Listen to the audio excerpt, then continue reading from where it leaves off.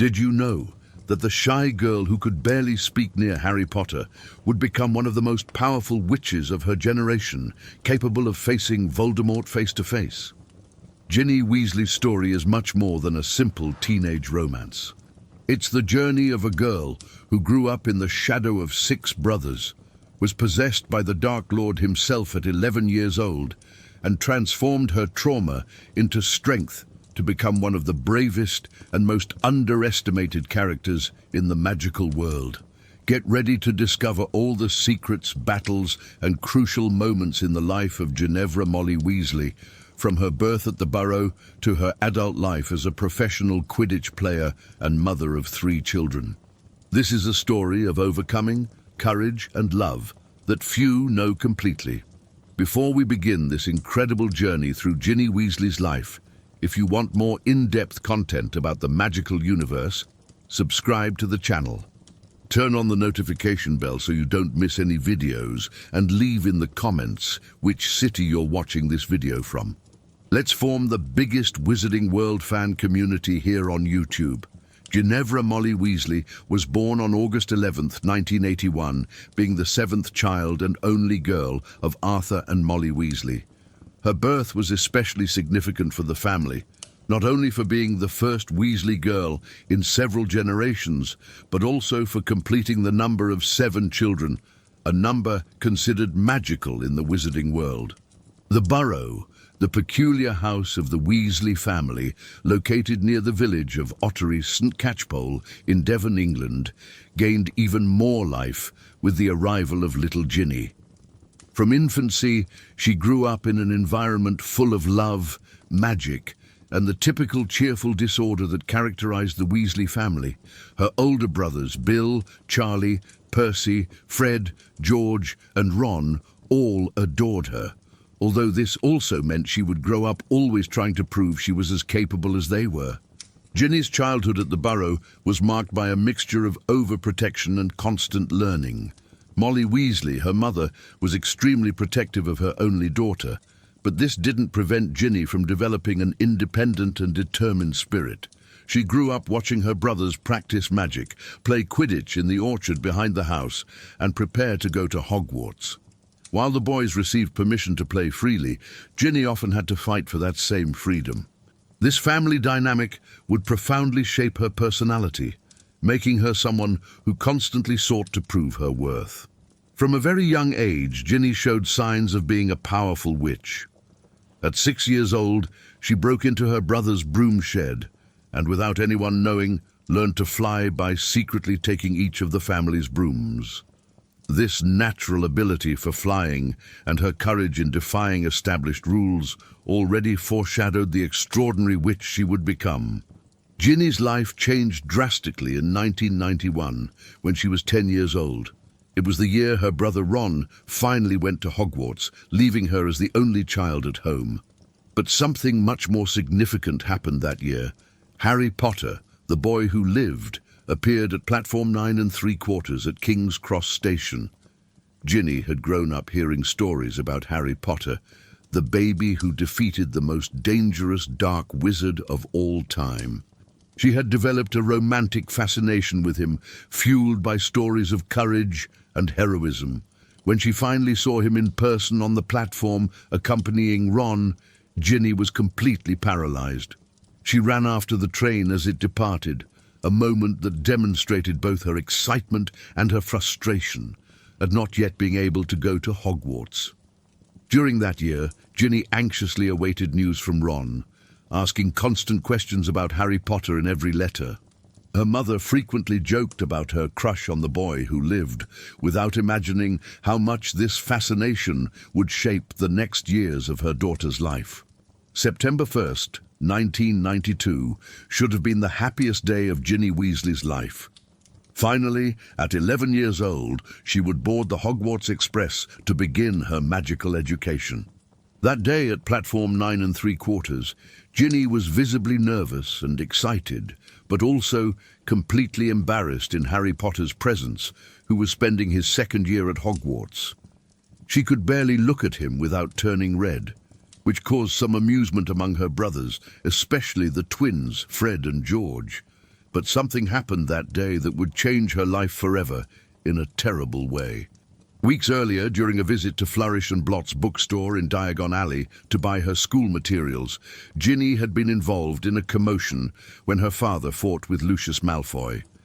In the confusion, Lucius had discreetly placed something in Ginny's cauldron of school books, a black diary without identification. It was Tom Riddle's diary, actually a Horcrux containing a fragment of Lord Voldemort's soul. When Ginny arrived at Hogwarts and was selected for Gryffindor by the Sorting Hat ceremony, continuing the family tradition, she unknowingly carried with her one of the most dangerous objects in the magical world. In the first days at Hogwarts, Ginny felt lost and lonely. She was shy by nature, and her overwhelming crush on Harry Potter made her even more withdrawn when he was around. In moments of loneliness, she began to write in the diary she had found among her books. To her surprise and joy, the diary responded. Tom Riddle, or rather the memory of Tom Riddle, preserved in the Horcrux, presented himself as an understanding friend and confidant. He listened to all of Ginny's problems with patience, her insecurity, her unrequited crush on Harry, her feelings of inadequacy compared to her older and talented brothers. Ginny began to trust the diary completely, pouring her most intimate thoughts and feelings onto its pages. She had no idea she was being manipulated and magically drained by one of the most malignant wizards in history. As the months passed, strange things began to happen at Hogwarts. Threatening messages appeared on the walls written in blood, announcing that the Chamber of Secrets had been opened and that the heir's enemies should beware. Students and even pets began to be petrified. The entire castle was taken over by fear. Ginny began to have memory lapses, waking up in strange places without knowing how she got there, finding rooster feathers in her robes and ink stains on her hands. She was terrified but couldn't tell anyone. Tom Riddle had become her only confidant, but in reality he was getting stronger and stronger, feeding on Ginny's life force and using her to open the Chamber of Secrets. Under Riddle's possession, Ginny released the basilisk from the chamber and wrote the threatening messages on the walls. She had no control over her actions during these possessions and didn't remember what she had done afterward. The situation worsened dramatically when Ginny realized she was losing large periods of time and that the diary had disappeared. She had tried to get rid of it several times, including throwing it in Moaning Myrtle's bathroom, but always ended up going back to get it. Such was the influence Tom Riddle had over her. When she discovered that Harry Potter had found the diary, Ginny panicked. She broke into the boys' dormitory, destroyed some belongings looking for the diary, and finally stole it back. She was desperate, knowing that Tom knew everything about her, including her feelings for Harry and, more importantly, her fears about being responsible for the attacks. Tom Riddle had become so strong from sucking Ginny's life force that he finally managed to manifest physically. He lured her to the Chamber of Secrets, where she completely lost consciousness, lying near the gigantic body of the basilisk while her life escaped from her, transferring to Tom Riddle. Harry Potter, with the help of Ron Weasley and Professor Lockhart of Defense Against the Dark Arts, discovered the entrance to the Chamber of Secrets through Moaning Myrtle's bathroom. When Harry arrived at the chamber, he found Ginny lying motionless on the floor, pale as marble, and Tom Riddle beside her, increasingly solid and real. Riddle explained to Harry how he had manipulated Ginny, how she had been responsible for opening the chamber and releasing the basilisk, pouring her soul to him through the diary's pages. He revealed his true identity as a preserved memory of Lord Voldemort at 16 years old. The confrontation that followed was epic and terrifying. Riddle ordered the basilisk to kill Harry, but Harry received unexpected help from Fawkes, Professor Dumbledore's Phoenix, who blinded the basilisk and brought the Sorting Hat, from which Harry pulled the sword of Godric Gryffindor. After a deadly battle, Harry killed the basilisk but was wounded by one of its poisonous fangs. In a moment of brilliant inspiration, realizing that the diary was the source of Riddle's power, Harry took the basilisk's fang and plunged it into the diary. Black ink spurted from its pages like blood. Tom Riddle screamed and writhed, and finally disappeared.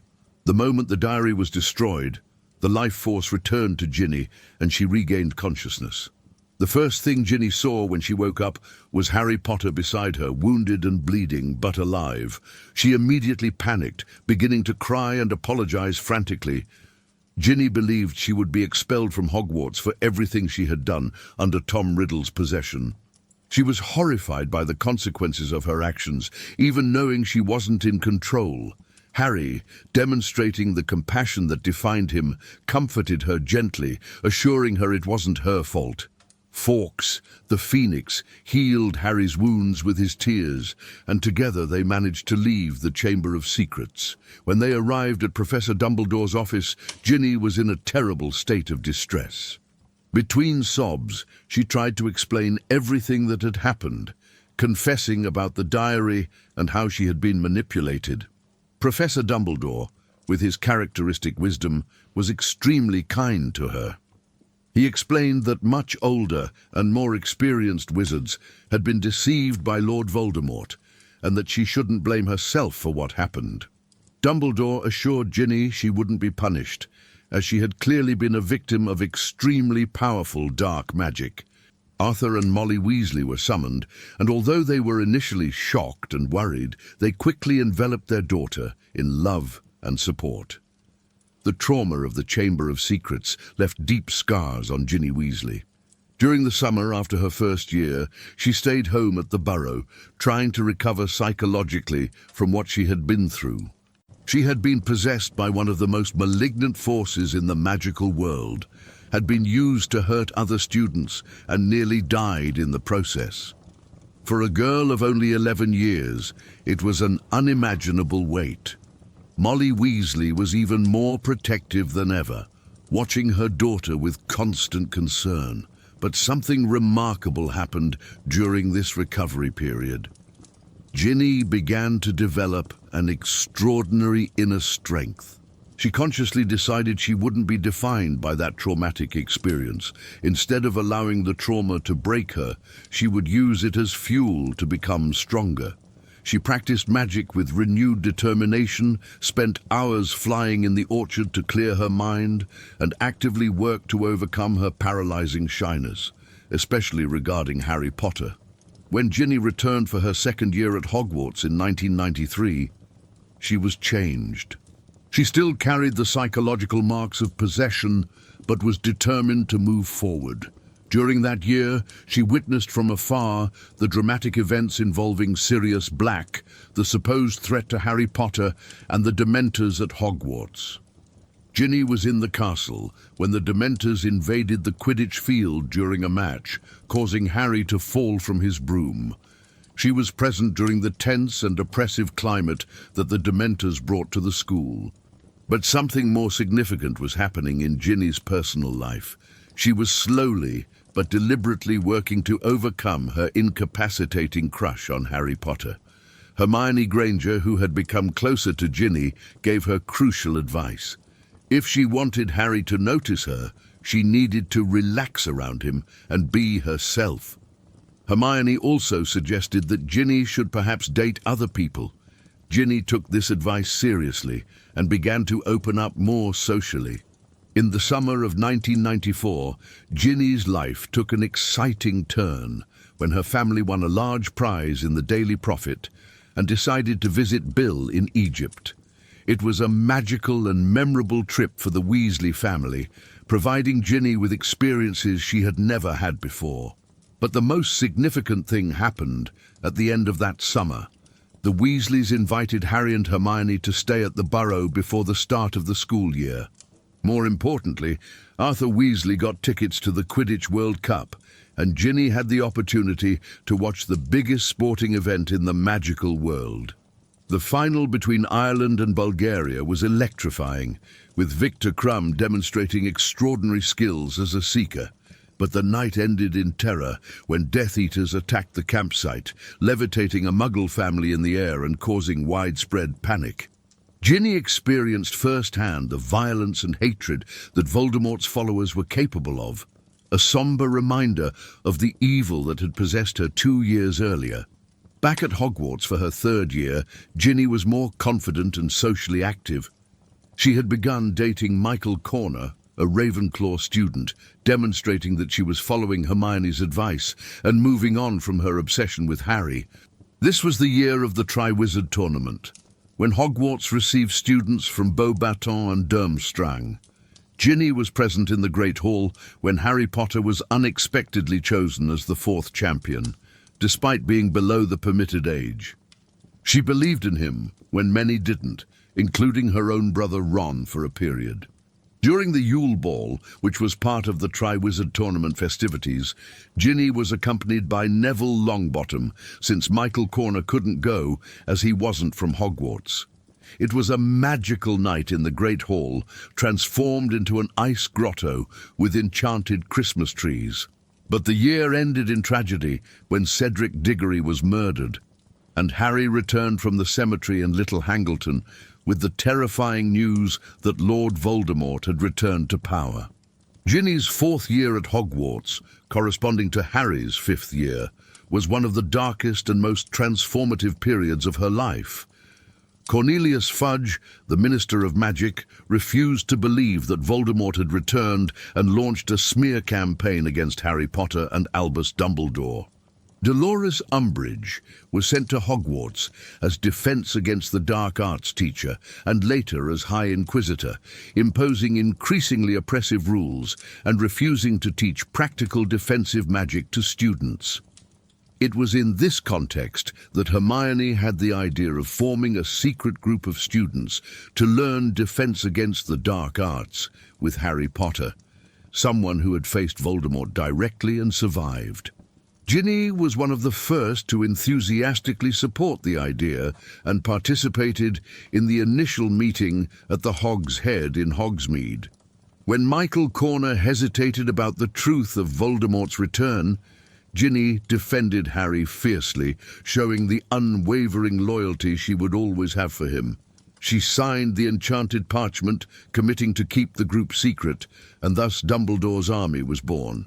Dumbledore's army meetings took place in the Room of Requirement, a magical space that appeared only when someone needed it very much. Ginny participated in all training sessions with exceptional dedication. It was during these sessions that she truly began to shine as a witch. Harry Potter, acting as instructor, was impressed by Ginny's natural abilities. She mastered spells with remarkable ease. Her aim was precise, her reflexes were quick, and she demonstrated a particular aptitude for offensive spells. Ginny practiced the Patronus charm, disarming, stunning spells, and various other defensive and offensive magics. She was one of the best in the group, competing in skill with much older students. It was also during this period that Ginny broke up with Michael Corner. After a Quidditch match in which Gryffindor defeated Ravenclaw, Michael was in a bad mood, and Ginny decided she didn't need someone who was a sore loser. Shortly after, she began dating Dean Thomas, a Gryffindor housemate, demonstrating her growing social and romantic confidence. In June of that year, Ginny was in the library when Harry had a vision through his mental connection with Voldemort. He saw Sirius Black being tortured in the Department of Mysteries at the Ministry of Magic. Desperate to save his godfather, Harry planned to go to London, and Ginny insisted on accompanying him along with Ron, Hermione, Neville, and Luna Lovegood, who had become a close friend of Ginny's.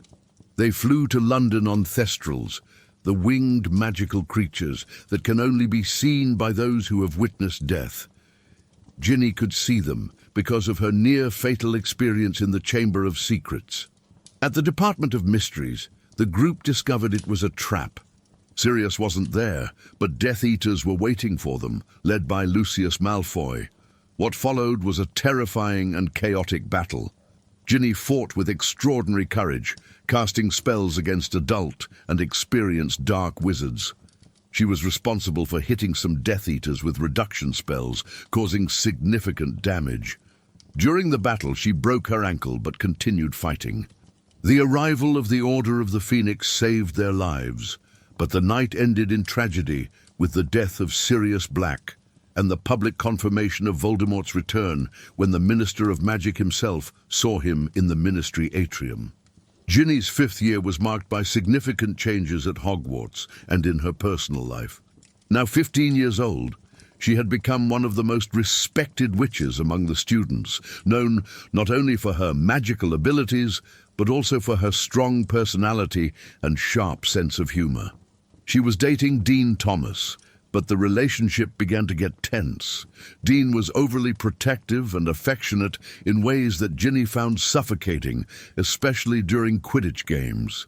Ginny had a fiercely independent personality, shaped by years growing up with 6 brothers and constantly having to prove her worth.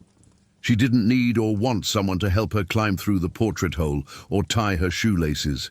These tensions grew throughout the year. Meanwhile, Ginny finally managed to realize a long-held dream. She joined the Gryffindor Quidditch team. Initially playing as a reserve chaser when Katie Bell was injured, Ginny demonstrated exceptional abilities, consistently scoring goals and flying with the natural grace she had developed since childhood when she stole her brother's brooms. During that year, Ginny also realized that her feelings for Harry Potter, which she thought she had overcome, had never really disappeared.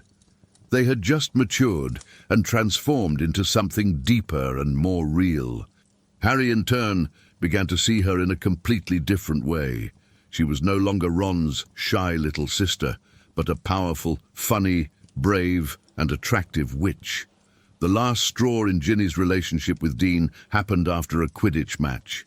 Dean tried to help her through the portrait hole in a very protective manner, and Ginny exploded at him, saying she was perfectly capable of climbing through by herself. The argument escalated, and they broke up. Harry witnessed the breakup and felt a strange and intense joy that he couldn't fully explain. In the following days, Harry couldn't stop thinking about Ginny. He saw her laughing with her friends in the common room, her red hair shining in the firelight, or practicing Quidditch on the field, flying with impressive skill. He noticed how popular and beloved she was, how other boys looked at her with interest. A feeling that he finally identified as jealousy grew inside him. The relationship between Harry and Ginny definitively changed after a Quidditch match in which Gryffindor won the House Cup. The celebration in the common room was explosive and joyful. In the middle of the celebrating crowd, Harry looked for Ginny. Their eyes met across the room, and something passed between them, a silent understanding. Harry crossed the crowd toward her, and without saying a word, kissed her.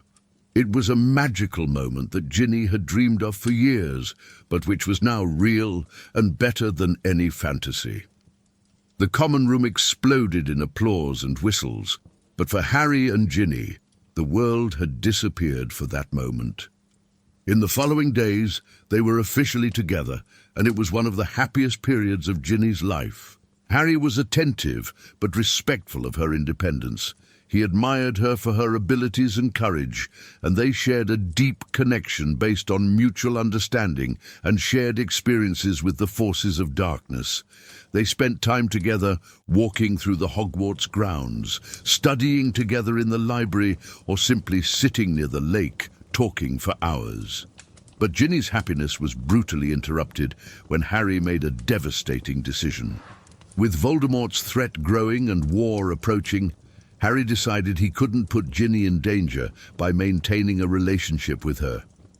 He believed that Voldemort would try to use anyone close to him as a weapon or target, and he couldn't bear the idea of Ginny being hurt or killed because of him. After Dumbledore's funeral, who was murdered by Severus Snape at the Astronomy Tower, Harry broke up with Ginny. It was one of the most difficult conversations of his life. He explained that he couldn't be with her, not while Voldemort was alive and hunting him. Ginny, though heartbroken, understood. She didn't beg or argue.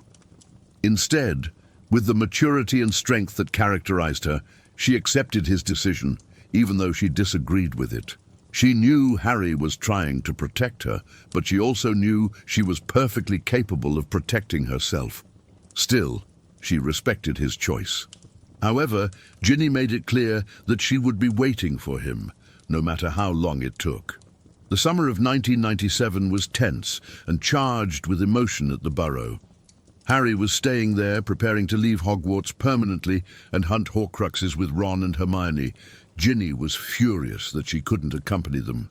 She was as capable as any of them, had fought in the Department of Mysteries, was a powerful witch, but was being left behind simply because she was a year younger and because Harry wanted to protect her. The tension between them was palpable, a mixture of unresolved love, desire, and frustration. On Harry's 17th birthday, Ginny kissed him in his room, a stolen moment that almost made Harry reconsider his decision. But he maintained his resolve, knowing the mission would be incredibly dangerous. During Bill and Fleur's wedding at the Burrow, Ginny and Harry stole moments together, dancing and talking, knowing it would be the last time they would see each other for a long time. When the Death Eaters attacked the wedding, after the fall of the Ministry of Magic, Harry, Ron, and Hermione disapparated, leaving Ginny behind, helpless and terrified about his fate. With Voldemort in control of the Ministry of Magic and his Death Eaters infiltrated at all levels of government, Ginny returned to Hogwarts for her 6th and penultimate year in a completely transformed castle. Severus Snape had been appointed headmaster, and Amicus and Alecto Carrow, 2 brutal Death Eaters, were teachers. The dark arts replaced defense against the dark arts, and students were encouraged to practice unforgivable curses on each other as punishment. It was a regime of terror. Ginny, along with Neville Longbottom and Luna Lovegood, secretly reorganized Dumbledore's army into a resistance movement within Hogwarts. They defied the authorities in every way possible, writing resistance messages on the walls, trying to protect younger students from the Carrows' cruel punishments, and keeping alive the spirit of rebellion that Dumbledore had represented. When the Carrows tried to punish students with the Cruciatus Curse, Neville, Ginny, and Luna directly opposed them, resulting in severe punishments for themselves. Ginny's resistance had a high personal cost. She was repeatedly punished by the Carrows, receiving brutal detentions and suffering curses. But she never bowed, never showed fear or regret. Her experience with Tom Riddle years earlier had given her a unique understanding of pure evil, and she wouldn't be intimidated again. Molly and Arthur Weasley lived in constant terror for their daughter's safety, but were also proud of her courage. During the Christmas holidays, when Ginny returned home, Molly almost didn't let her return to Hogwarts, but Ginny insisted. She wouldn't abandon the students who needed her, especially the younger ones who were terrified. During all this time, Ginny had no idea where Harry was or if he was alive. The uncertainty was torturous. She listened to the clandestine radio program Potter Watch whenever possible, looking for any news. When she learned that Harry, Ron, and Hermione had broken into Gringotts and escaped on a dragon, she felt a mixture of relief, pride, and renewed concern. The Battle of Hogwarts began on the night of May 2nd, 1998, when Harry Potter finally returned to the castle looking for the last Horcrux. Lord Voldemort and his army of Death Eaters, giants, Dementors, and other dark creatures surrounded Hogwarts, demanding that Harry be handed over. Professor McGonagall, now in command, refused and summoned all members of the Order of the Phoenix, former students and students above the appropriate age, to defend the castle. Ginny, now 16 years old, was absolutely determined to fight. Molly Weasley was equally determined to send her away to safety. The argument between mother and daughter was intense. Ginny argued that she was a capable witch, that she had fought before, that she had the right to defend her school and fight for Harry. Molly was terrified of losing her only daughter. Eventually, As a compromise, Ginny was sent with other underage students to evacuate, but she had no intention of staying away. As soon as she had the opportunity, she secretly returned to the castle through the secret passage from the Shrieking Shack. The battle that followed was one of the bloodiest and most devastating in the history of the modern magical world. Ginny fought with exceptional ferocity alongside her brothers, members of the Order of the Phoenix, teachers, and fellow students. She cast spells against Death Eaters, brought down giants with combined magic, and protected younger students who couldn't evacuate in time. The castle shook with explosions, corridors collapsed, and the air was filled with screams, spell lights, and smoke. Ginny witnessed unimaginable horrors, people being injured and killed around her, including Colin Creevey, a student she knew. But she continued fighting, fueled by the determination to protect those she loved and to contribute to Voldemort's defeat. During a crucial moment of the battle, Ginny was fighting alongside Hermione and Luna Lovegood when they found themselves face to face with Bellatrix Lestrange, one of the most dangerous and insane dark witches in Voldemort's army. Bellatrix cast a killing curse toward Ginny that passed within inches of her.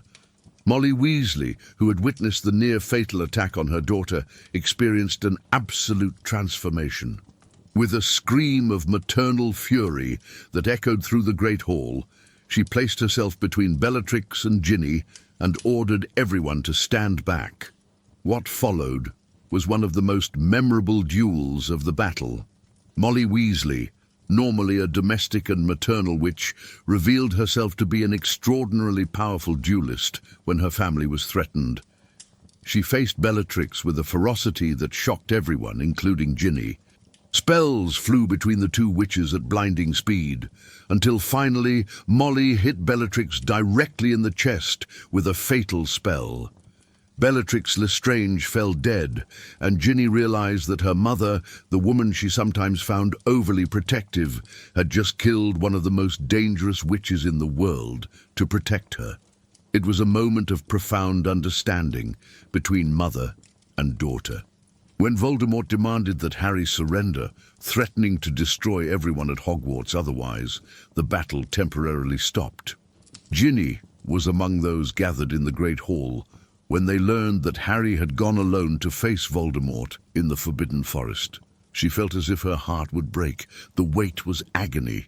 When the Death Eaters returned to the castle with Hagrid carrying what appeared to be Harry's dead body, Ginny let out a scream of pain and despair that echoed through the castle ruins. It was unbearable, inconceivable, that Harry was dead. But then, in the most desperate moment, Harry revealed he was alive. He had voluntarily sacrificed himself, allowing Voldemort to hit him with the killing curse, but the sacrifice had destroyed the Horcrux within him without killing him. The battle resumed with renewed vigor, and Ginny fought with fierce joy, knowing Harry was alive. She witnessed the final duel between Harry and Voldemort in the Great Hall, saw Voldemort's spell rebound back to him, and watched the Dark Lord finally fall dead. After the battle, the castle was in ruins and filled with the dead and wounded. Fred Weasley, one of the twin brothers Ginny loved, was among the dead. The Weasley family's grief was unbearable. Ginny saw her mother collapse over Fred's body, heard George's screams of agony, felt her own heart break with the loss of her funny and brilliant brother, but amid the pain, there was also relief. The war was over. Voldemort was dead, and the magical world was finally free. In the following days, Hogwarts began the process of cleanup and recovery. Funerals were held for the 50 dead from the battle. The magical community slowly began to heal. Harry, Ron, and Hermione became national heroes. Ginny returned to the Burrow with her family to mourn Fred and begin processing everything that had happened. During this period, Harry sought her out. They talked at length about everything they had been through, about the pain and loss, but also about the future. Harry admitted it had been a mistake to push her away, that she had proven more than capable of taking care of herself. They reconnected, and this time it would be forever. After the summer of recovery, Ginny returned to Hogwarts to complete her 7th and final year. Harry, Ron, and Hermione didn't return, as they had received special offers to join the rebuilt Ministry of Magic, but Ginny felt it was important to finish her education properly. The castle was being rebuilt, and Minerva McGonagall, now permanent headmistress, was working to restore Hogwarts to its former glory. It was a year of healing for Ginny and for all the students who returned. She focused on her studies, especially defense against the dark arts and charms, and continued playing Quidditch as captain of the Gryffindor team. Her abilities in the sport had been noticed by professional scouts during previous years, and she began to seriously consider a career in professional Quidditch.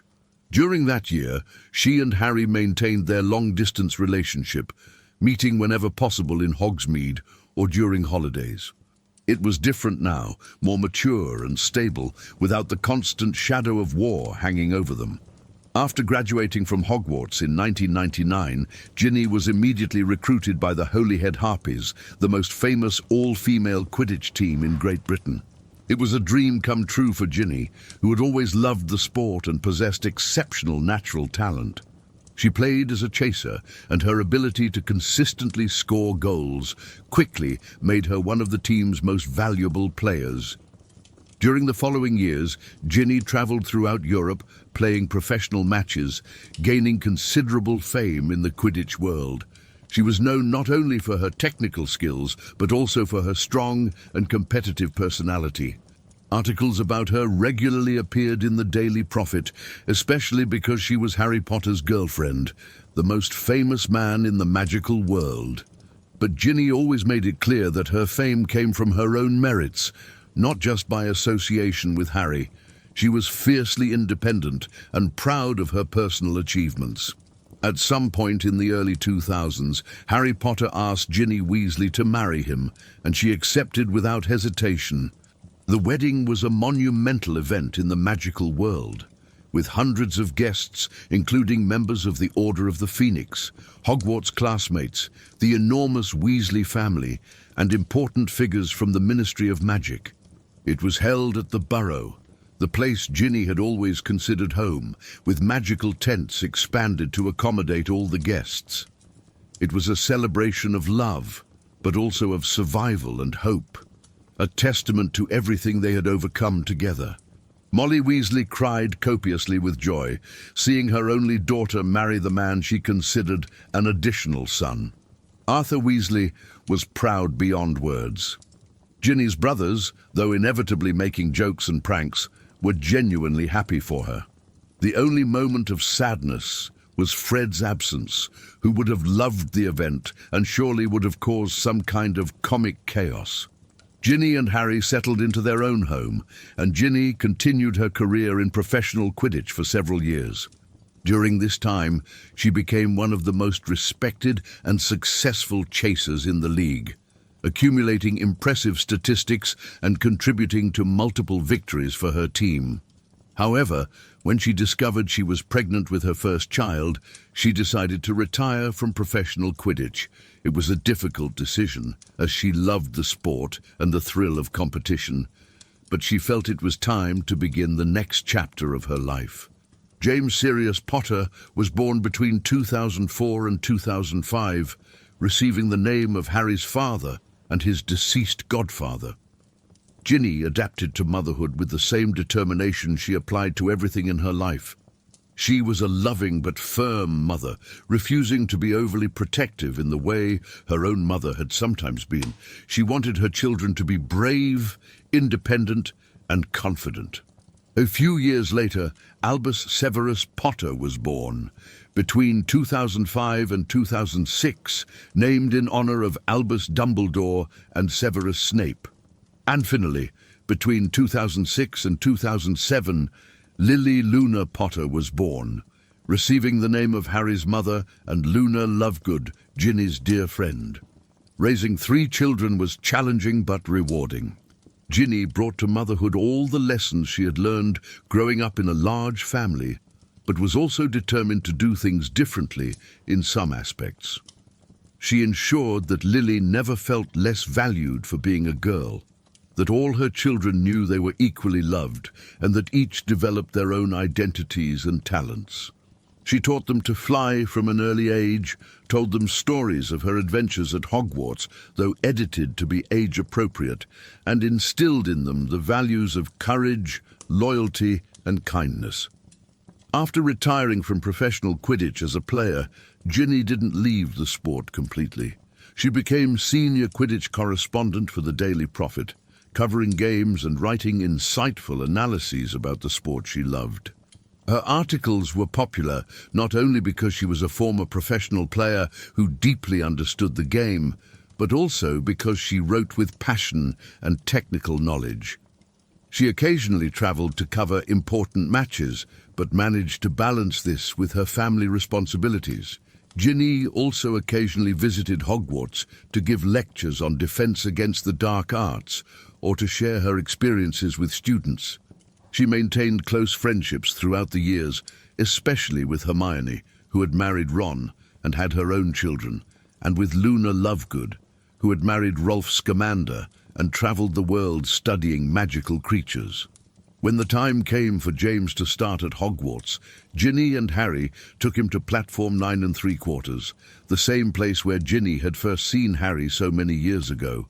She felt a wave of nostalgia and emotion seeing her son board the Hogwarts Express. In the following years, she repeated the ritual with Albus, and finally with Lily. Ginny was the type of mother who sent regular but not excessive owls, who offered advice when asked, but respected her children's independence, and who was always available when they needed her. She was particularly attentive when Albus went through difficulties at Hogwarts, including being selected for Slytherin instead of Gryffindor and feeling inadequate compared to his father's legacy.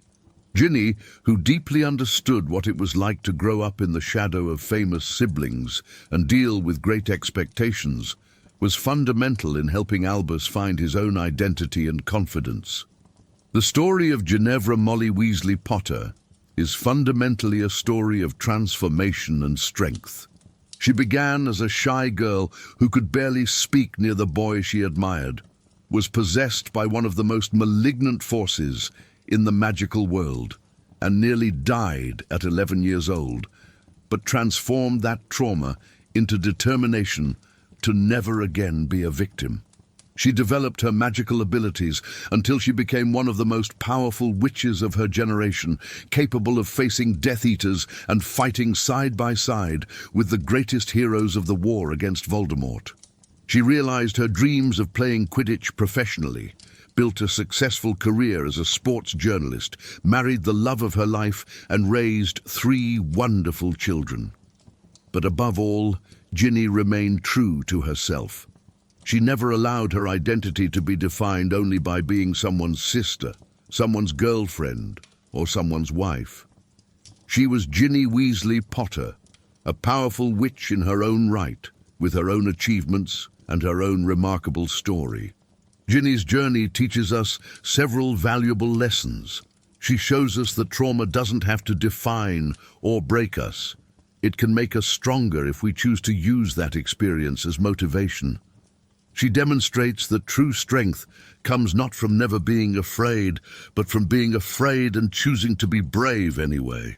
She proves that it's possible to be loving and fierce at the same time, that we can be vulnerable without being weak, and that independence and deep relationships are not mutually exclusive.